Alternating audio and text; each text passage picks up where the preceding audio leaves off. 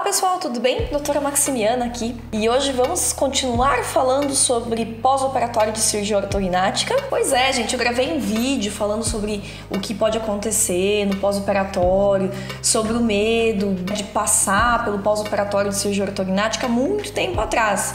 E é um vídeo que tem muitas visualizações. Então, o que me levou a fazer uma segunda, não uma segunda versão, mas como se fosse uma continuação mesmo daquele vídeo, porque eu abordei os principais aspectos, tais como se você vai sentir dor ou não, se vai ser uma cirurgia mais desconfortável ou não, o que acontece no pós-operatório em relação à alimentação, consequências da cirurgia como a dormência. Isso tudo foi abordado naquele outro vídeo, no primeiro vídeo que eu falei sobre pós-operatório de cirurgia ortognática. Hoje eu vou falar um pouquinho sobre o que é essa história de ficar com a boca amarrada. Muita gente me pergunta se precisa mesmo ficar. Hoje em dia é assim que se faz. O que está acontecendo em relação a isso? Alguns cuidadinhos bacanas como fisioterapia. Vou falar um pouquinho sobre isso. E também sobre os cuidados básicos essenciais como higienização. Como você vai higienizar, né, a sua boca depois de ter feito uma cirurgia importante como essas. Fique aqui comigo que vai ter coisa muito boa. Uma das principais consequências da cirurgia ortognática é o edema. O que é isso, gente? É um inchaço, tá? Então, você vai ter um edema, tá? O que é um edema esperado após uma cirurgia ortognática? Que você fique realmente com toda essa região abaixo aqui da região dos olhos bastante inchada. E esse edema, esse inchaço, causa também muito desconforto, que leva também aquela sensaçãozinha de dormência, ficar tudo, né, bastante dormente, principalmente aqui em cima. Claro que, como já falei no outro vídeo, a gente mexe na região de alguns nervos que vão levar a alguma dormência. Algum grau de dormência é permanente. Mas esse edema, esse inchaço, ele causa muito desconforto. E como proceder com esse inchaço, tá? A gente costuma recomendar compressa gelada, gelo, principalmente nas primeiras 24 a 36 horas. Por quê? Porque esse período é o período em que realmente o edema está ainda em evolução. A partir de 36 horas, aí sim, esse edema estabiliza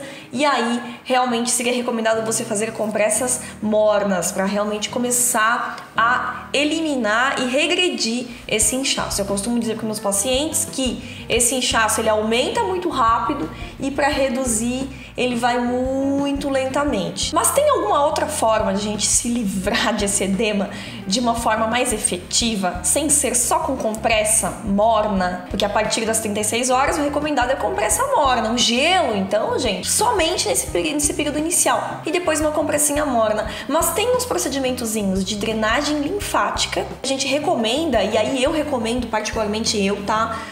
Dentro da minha prática, iniciar a drenagem linfática no 7º dia após a cirurgia. Por quê? Porque essa sensação, esse desconforto vai começando a ser eliminado. E aí fica mais fácil, inclusive, para higienizar, mas eu já chego lá na higienização. Nossa, mas drenagem linfática, gente, pelo amor de Deus, né? Tá tudo machucado, como vai funcionar isso?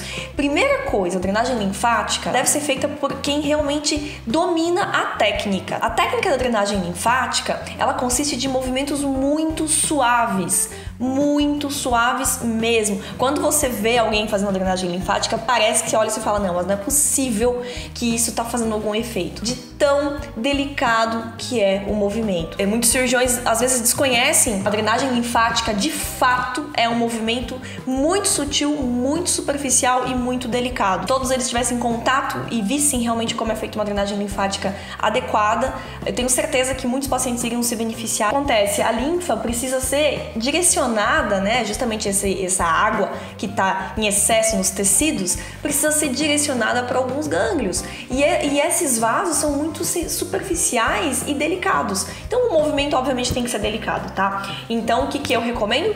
Iniciar a drenagem linfática logo no 7º dia pós-operatório. Tem gente que indica até antes, tá? Mas eu prefiro 7 dias, porque realmente 7 dias é um período um pouquinho mais chatinho, onde o paciente está ainda se acostumando com toda a situação de comer, de se alimentar com líquido e pastoso, né? E aí entra também a questão da higienização. Como você vai higienizar? Doutora, tem que higienizar? Gente, é óbvio que tem que higienizar. Pelo amor de Deus.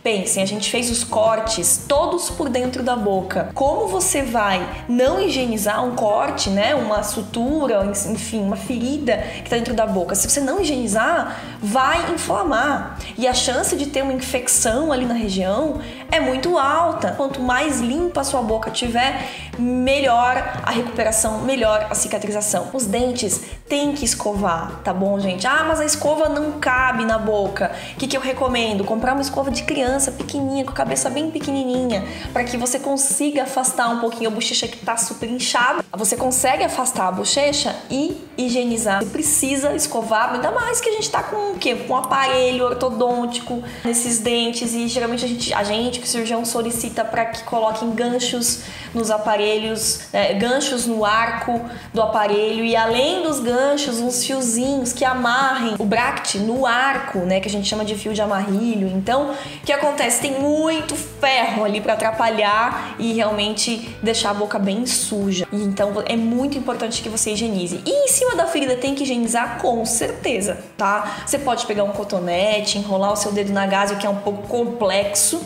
porque vai estar cheio justamente de ganchos do aparelho, né? Vão ter muitos bracts, ferrinhos, né? Então é mais recomendável que você pegue um cotonete, molhe no bochecho que a gente vai passar, tá? Que geralmente é um PerioGuard, um Noplax, uma clorexidine 0,12%, tá? Você vai molhar o cotonete nesse bochecho e passar em cima da ferida, limpando os pontos, que é muito importante deixar bem limpinho, como eu já falei antes. E agora a gente vai para a parte que muita gente se assusta. Doutor, eu vou ficar com a boca amarrada? Ah, porque eu vi que tem gente que fica com a boca amarrada. Primeiro, cuidado, né? Volto a falar com os grupos. Esses grupos, eles ajudam, mas eles podem atrapalhar. Cada caso é um caso, tá bom? Antigamente, realmente, como eram feitas a cirurgia ortognática? A gente fazia os cortes no osso e tinha que fixar esse osso de alguma forma. Claro que a fixação de antigamente não era tão rígida como a fixação de hoje em dia, com as mini placas e os parafusos, que se tornaram muito tecnologicamente avançados. Antigamente era feito com fio de aço essa fixação. Então, quando a gente quebra um braço, a gente não tem que deixar ele imóvel, né, imobilizado? Então, quando fazia essa cirurgia anos atrás, tinha que deixar a boca amarrada. Tinha que deixar a boca amarrada. Ah, mas doutor, ainda ouvi falar que tem gente que fica com a boca amarrada de uma forma diferente. Antigamente era feito com o quê? Com fio de aço. Então a gente amarrava com fio de aço mesmo. O paciente não conseguia abrir a boca por nada. Em alguns momentos a gente deixava uma tesourinha de fio de aço para que ele pudesse cortar esses fios em alguma urgência, tá? Por exemplo, o vômito. Hoje em dia não, hoje em dia é com elástico, tá? Então, geralmente os pacientes, eles saem sim da cirurgia, ou na verdade eles saem logo ali depois da cirurgia sem os elásticos, e isso realmente depende muito do cirurgião. Por isso que eu falo, não vale a pena ficar comparando, a minha foi assim, a minha foi assada, porque depende muito da escola do cirurgião, da prática do cirurgião e do caso também, tá? Casos mais graves, casos onde as movimentações são mais amplas, talvez até seja necessário ainda algum tipo de bloqueio com fio de aço. Então, por mais que seja algo mais antigo, tem casos e casos. Por isso que a gente sempre fala, consulte o seu cirurgião, tire as dúvidas com o cirurgião ou cirurgiã, tá bom? Então, o que acontece? Alguns pacientes saem sim com esse elástico, tá? Saem do hospital. Isso quer dizer o quê? Que no dia da alta, a gente passa, vai visualizar como tá essa mordida que a gente deixou, a gente chegou numa certa mordida durante a cirurgia ortognática, a gente tem que manter essa mordida depois da cirurgia, né? Concorda?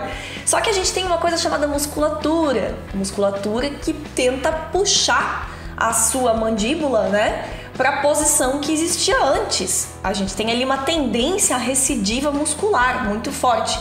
E o elástico vem então para a gente meio que brigar contra essa força muscular que vai ser exercida sobre a cirurgia que a gente fez, tá? Então, geralmente no dia da alta, a gente passa, vê como tá essa mordida, usa os elásticos para chegar a mordida de novo na posição que a gente tinha deixado logo no pós-operatório imediato, tá bom? E o paciente vai para casa com os elásticos. E a boca realmente é fechadinha com os elásticos. Gente, mas é elástico. É muito mais fácil, né? Em uma emergência de você pegar uma tesourinha e cortar do que você cortar com fio de aço, né?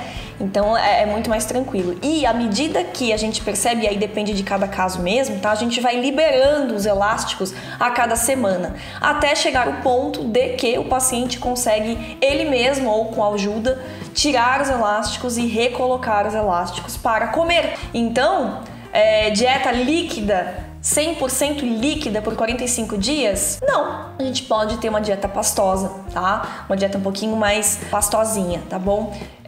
Por quê? Porque você consegue tirar elástico e até simular o movimento de mastigação, né? Obviamente que mastigar coisas duras você não vai nem ter muita força muscular para exercer a mastigação de fato. E não é interessante também, tá bom? Agora, pastoso, por exemplo, um macarrãozinho, um arrozinho esmagado, né? Com garfo, essas coisas todas vão ser possíveis sim. Então, hoje eu entrei numa parte bem assim de cuidados mesmo pós-operatórios para dar mais alguns argumentos para vocês se encorajarem a fazer a cirurgia ortognática. Quanto mais informação vocês tiverem, menos medo tem. Claro que algumas informações devem ser tiradas, dúvidas, né?